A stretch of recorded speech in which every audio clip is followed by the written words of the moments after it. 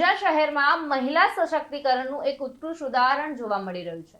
MN Patel મહિલા વિકાસ trust છેલ્લા 35 વર્ષથી મહિલાઓને આર્થિક રીતે પગભર બનાવવાનું મહત્વપૂર્ણ કાર્ય કરી રહ્યું છે।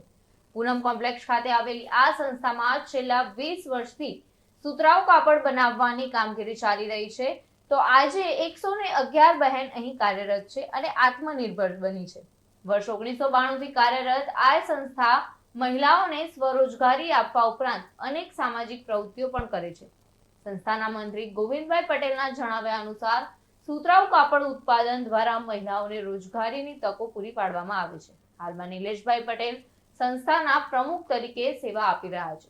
વિશ્વ મહિલા દિવસે આ સંસ્થાની કામગીરી મહિલા સશક્તિકરણનો એક આદર્શ નમૂનો બની રહી છે। નામ ને તમારું? મારું નામ સંગીતાબેન વિષ્ણુભાઈ પટેલ। આ કેટલા ટાઈમથી આ કામકાજ ચાલે છે? ચાલો લગભગ 20 વર્ષથી।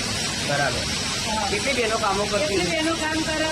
પોલીવસ્ત્રમાં 70-60 ટકા, કોટનમાં 10% અને વણાટમાં 8 મશીન।